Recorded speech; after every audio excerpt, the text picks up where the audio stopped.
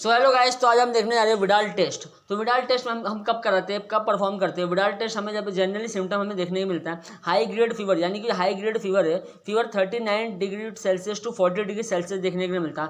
साथ ही साथ हमें स्टमक एक, हेड एक, ये सब सिम्टम हमें देखने के लिए मिलते हैं। तब हम विडाल टेस्ट को परफॉर्म करते हैं टाइफाइड को डिटेक्ट करने के लिए।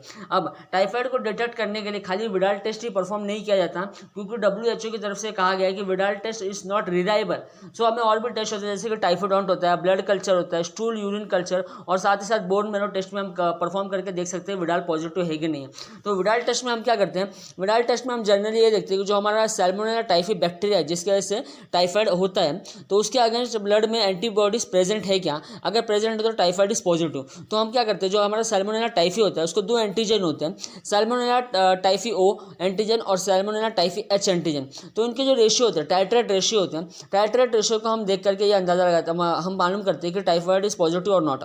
तो अगर इनका टाइट्रेट रेशियो 1:160 आए या उससे ज़्यादा आए तो टाइफाइड पॉजिटिव बोलते हैं। अगर 1:160 से कम आए तो टाइफाइड नेगेटिव होते हैं। अब सेकंड केस में हम ये देखेंगे कि अगर typhoid salmonella typhi O positive आ रहा है, यानी कि 1:160 से ज़्यादा आ रहा है, और सैल्मोनेला टाइफी एच जो होता है वो कम आ रहा है, तो इसका मतलब क्या होता है, इसका मतलब ये होता है कि जो इन्फेक्शन है वो एक्टिव इन्फेक्शन है।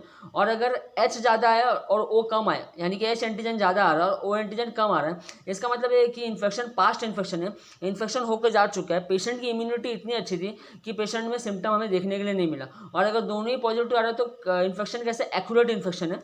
So thank you guys.